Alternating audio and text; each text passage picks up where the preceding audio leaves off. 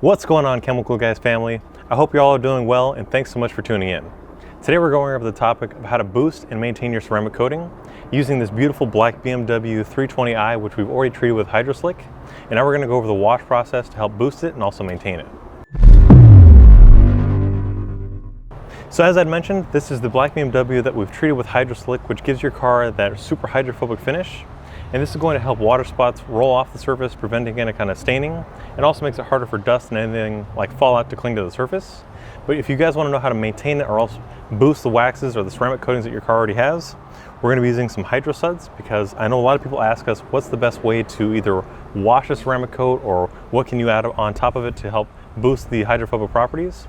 So today we're going over the wash using our HydroSuds and also our 2-bucket method.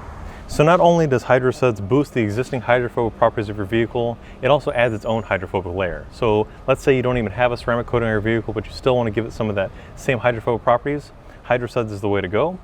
And we've also set up our 2 buckets here, which we're going to be using about 2 ounces in each. We recommend using about 1 ounce for every 3 gallons. So since you have about 5 gallons in each bucket here, we're going to apply about 1 ounce, maybe 2 ounces. And then we'll do the same for our torque foam cannon, where we're going to add about 2 ounces.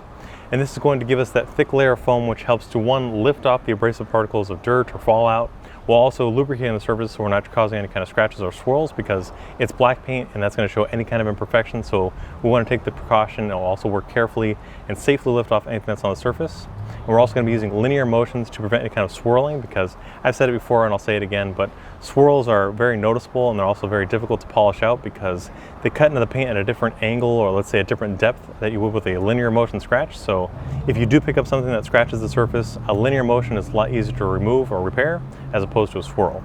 So now we're going to set up our buckets and also our foam cannon by using 2 dirt traps. And these will filter out any kind of abrasive particles or grime that we pick up off of the vehicle. We're going to place them in at an angle just so we're not trapping air underneath, but we're going to push it all the way to the bottom of the bucket. And this will create an airtight seal so that as we rub our washment against the surface, it's just going to trap the dirt underneath the dirt trap itself, hence the name. And we'll add a little bit of the HydroSuds to our wash bucket. It's about 2 ounces. And we can also set up our foam cannon using the same dilution of about 2 ounces. And that's going to give you that thick foam. And a lot of people want to know what's the best way to get thicker foam or how to improve their foaming action. What I would recommend doing is using 2 or 3 of your favorite car wash soap and then filling the rest of your canister with warm water, and that's going to improve the foaming action.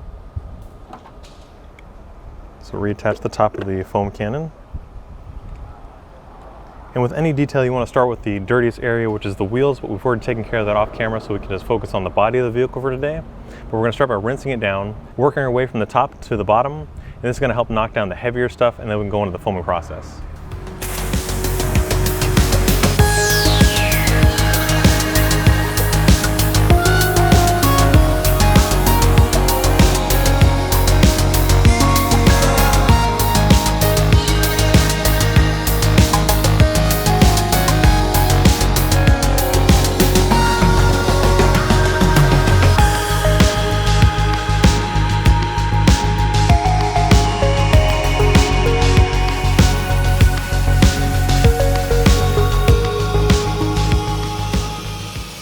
So after foaming up the vehicle using HydroSuds, you saw that it lays down a really thick layer of foam, and that's going to help you prevent any kind of scratches or swirls, while also giving the same hydrophobic effect, while also boosting your hydrophobic as your ceramic coating gets enriched and rejuvenated.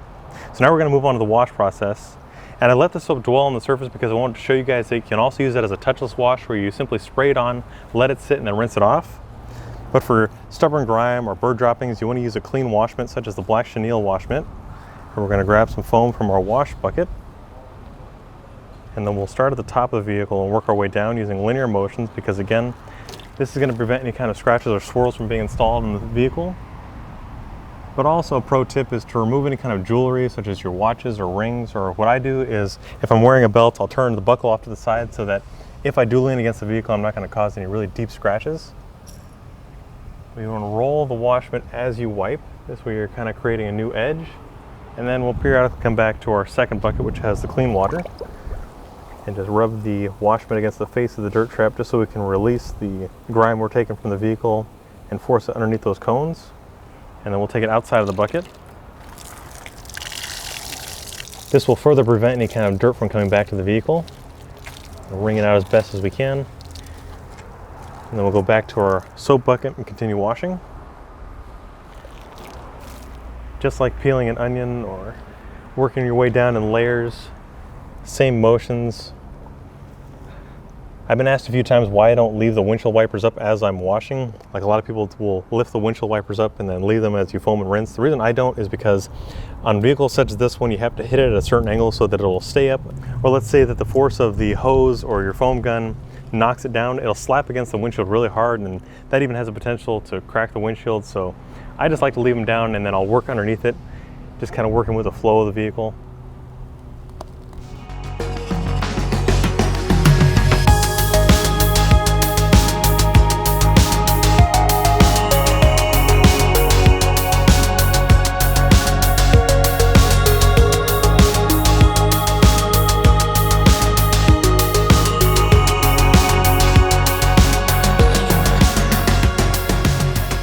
Now, as our final step for today, we're going to dry this BMW because we obviously don't want to create any kind of water spots.